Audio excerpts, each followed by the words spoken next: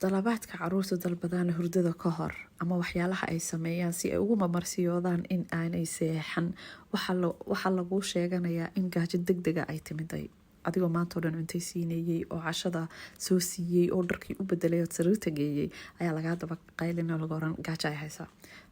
adoo waxaad arkaysaa ilmihii galaaseerku ku dhegan yahay waxaad siinay cunto degdeg ah markaad oo khafiifaad siinaysaa maadaama gaajo haynin inaad og tahay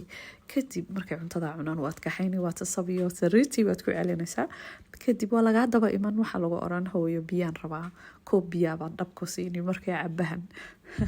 yar kadib haddana waxaa lagu oran hooyo waxaan rabaa inaan musqusho aado musqushii baa la tegi haddana waa lasoo noqoni waxaasoo dhan waa marmarsiyo haddana waa lasoo noqon waxaa lagu oran hooyo ma seexan karayo sheekayayga sheekee ama buug i akhri waad u akhriyay buuga markaad doorato inaad buuga akhrido buugga ugu weyn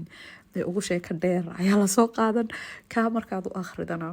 kadib waa lagaa soo dababixi oo aad seexiso kadibna waa lagaa soo dababixi 3 daqiiqadood kadib adigoo wax walba sameeyey hadeer waxaa lagu weydiin doonaa su-aalaha ugu diibsan su-aalaha ugu culus yacni cirka muxuu buluu u yahay dhulka muxuu akhtar u yahay maxaan anagu sidan ugu egnahay maxaad adu u dheertahay maxaan anu u gaabanahay waxaasoo dhan baa lagu weydiinayaa so kuwa hadday kusoo maraan waa caadi ilmo walba wuu sameeyaa waa sida ay caruurtu jecel yihiin in ay nogula xiriiraan ama ay wax noogu sheegtaan